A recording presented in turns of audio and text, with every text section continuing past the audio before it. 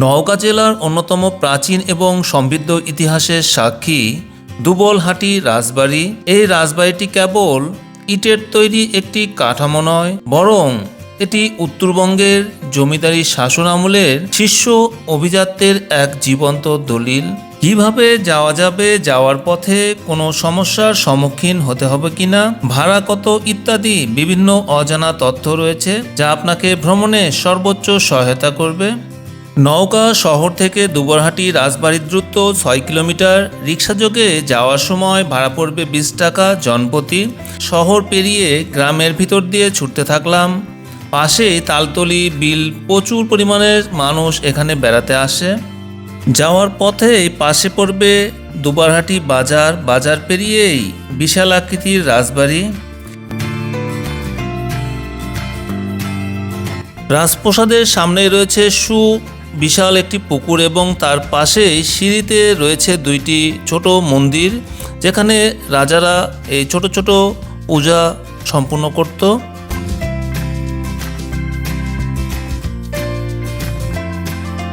বিশাল আকৃতির স্তম্ভ এবং রোমান ধাঁচের স্তম্ভ দেখে সত্যি বিস্মিত হলাম।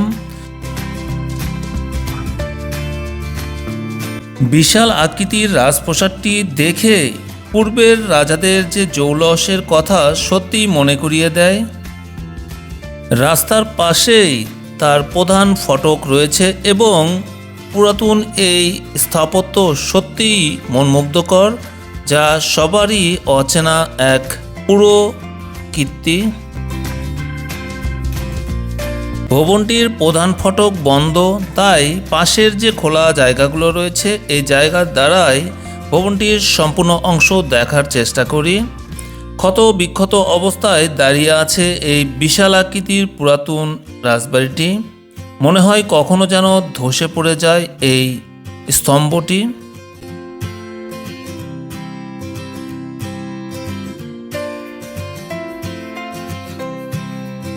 এত বড় রাজবাড়ি, এতগুলো কক্ষ, কি নিদারুণ অবহেলায় এগুলো দাঁড়িয়ে রয়েছে।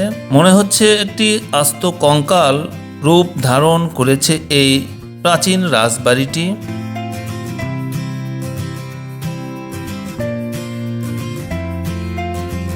রাজবাড়িটি জীর্ণশীর্ণ অবস্থায় পরিত্যক্ত রয়েছে বর্তমানে এবং দুবলহাটি রাজবাড়িটি প্রত্নতত্ত্ব অধিদপ্তরের আওতায় রয়েছে। শুধু তাদের একটি সাইনবোর্ডই লাগানো রয়েছে, বাদবাকি কার্য অবহেলিত।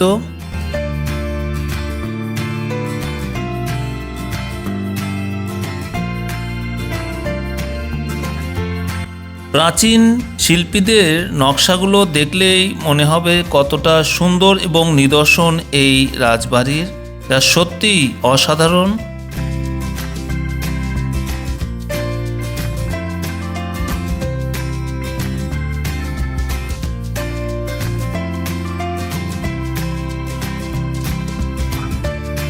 রাজবাড়ির প্রধান ফটকটি বন্ধ, তাই পাশ দ্বারাই আমরা দেখানোর চেষ্টা করি এই রাজবাড়িতে কি কি রয়েছে, রাজবাড়ির ধ্বংস অবশিষ্ট।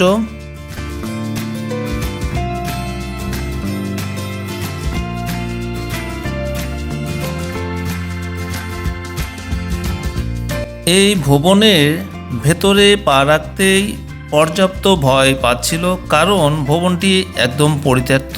আশেপাশের লোকজন এতটাই নিষ্ঠুর যে এই পরিত্যক্ত ভবনের জানলা, দরজা, এমনকি বেশ কিছু ইটও তারা নিয়ে গিয়েছে।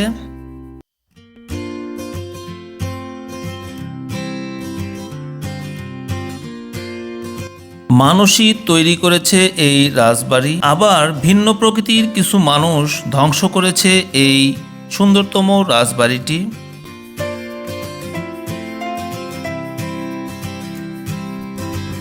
রাজবাড়ির পিছনের প্রায় 80% ধসে পড়েছে। যে কোনো মুহূর্তে ধসে যেতে পারে সম্পূর্ণ মূল কাঠামোটি।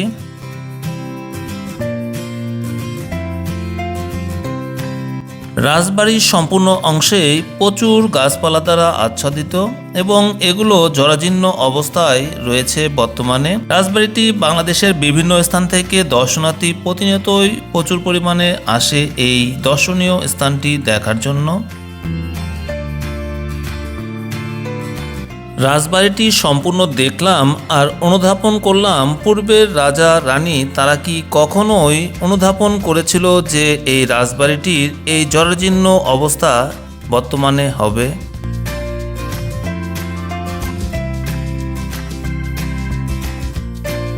রাজবাড়ির ইতিহাস জানার প্রবল ইচ্ছা অনেকেরই রয়েছে।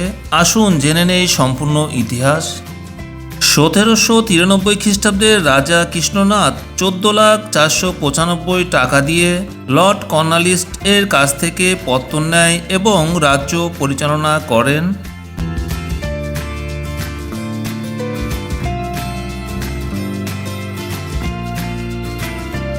রাজা কৃষ্ণনাথ নিঃসন্তান হওয়ায় পরবর্তীতে তার 1853 সালে তার নাতি রাজা হরেন্দ্রনাথ রায় আশেপাশের প্রজাদের পানি ও কষ্ট নিবারণের জন্য আশেপাশে বেশ কিছু পুকুর খনন করেন। 1864 সালে একটি স্কুল প্রতিষ্ঠা করা হয়। এর নাম রাখা হয় হরেন্দ্রনাথ উচ্চ বিদ্যালয়। জমিদারি প্রথা বিলুপ্তির পর রাজা ভারতে চলে যান এবং কালের সাক্ষী হিসেবে রয়ে যায় সুবিশাল এই রাজপ্রাসাদটি, যেটি বর্তমানে একদম জরাজীর্ণ অবস্থায় রয়েছে। এই রাজবাড়িতে মোট 60টি আঙিনা এবং 100টির বেশি ঘর ছিল। প্রাসাদগুলো কতটা তিনতলা কতটা দুইতলা বিশিষ্ট ছিল। এই রাজপ্রাসাদে ছিল রাজেশ্বরী মন্দির। কালের বিবর্তনে সব জনশূন্য মানবে পরিণত হয়েছে। দুবলহাটির জমিদার বংশ তাহেরপুর, কুঠিয়া এবং সালতানি জমিদার বংশের চেয়েও পুরনো ছিল। ঐতিহাসিকদের মতে কালীনাথ পাল আমলে এই জমিদারের আগমন ঘটে। স্থানীয় ব্যবসায়ীদের মতে কয়েকশো বছর আগে ভারতের উত্তরপ্রদেশ থেকে জগৎ রাম নামে এক বুট ব্যবসায়ী এখানে আসতেন। তিনি দুবলহাটি নদীতে অতিরিক্ত বজ্র ফেলতেন এবং বিশ্রাম নিতেন। তিনি এক রাতে স্বপ্ন দেখেন যে পূজা রাজেশ্বরী দেবীকে। দেবী তাকে বলেন জলের নিচে তার একটি মূর্তি রয়েছে, তুলে পূজা করলে তার ব্যবসার সর্বোচ্চ উন্নতি হবে। এরপর দুর্গার অষ্টধাতুর তৈরি একটি মূর্তি পান এবং পরবর্তীতে ব্যবসায় চরম উন্নতি হয় রাজার। পরে জঙ্গল পরিষ্কার করে জমিদারি পত্তন করেন তিনি। পরবর্তীতে পুরুষদের তেমন কৃতকাজ খুঁজে পাওয়া যায় না এখানে। শেষ জমিদার হরনাথ জমিদারিত্ব করেন এই রাজবাড়িতে। একসময় এখানকার রাজার প্রভাবপতি এর কথা জানতে পারেন দিল্লির সম্রাট। তার নির্দেশে মুর্শিদাবাদ এর সম্রাটকে ডেকে পাঠান। তার প্রভাবপতি এবং সম্পদের কথা জেনে কর সময় মতো কেন পরিশোধ করেন না তা জানতে চান। প্রতি উত্তরে এখানকার রাজা বলেন এখানে প্রচুর পরিমাণে বিল রয়েছে, চাষবাদ তেমন ভালো হয় না, তাই তিনি টাকা দিতে পারেন না। বিলে অনেক কই মাছ রয়েছে, চাইলে তিনি কই মাছ নিতে পারেন। পরবর্তীতে দিল্লির সম্রাট তার কাছ থেকে 20 কহন কই মাছ চান, যা 1 কহন সমান 128 মাছ। কর হিসেবে কই মাছ গিনিস বুকে রেকর্ড হিসেবে রয়ে গেছে একমাত্র। ধ্বংসের একদম শেষ প্রান্তে গেলেও শৈল্পিক যে সৌন্দর্য রয়েছে কোনো কিছুতেই তার কমতি পাওয়া যায় না এই পুরো কীর্তিতে। ভবনটির বর্তমান যে পরিস্থিতি, এতে যে কোনো মুহূর্তে এই ভবনটি ধসে যেতে পারে। ভবনটিতে সরকারের প্রত্নতত্ত্ব বিভাগের একটি সাইনবোর্ড শুধু রয়েছে, তাই বিশেষ আকুতি থাকবে পুরাতন এই স্মৃতিগুলোকে ধরিয়ে রাখার জন্য পর্যাপ্ত সংরক্ষণ এবং কাজ করা জরুরি।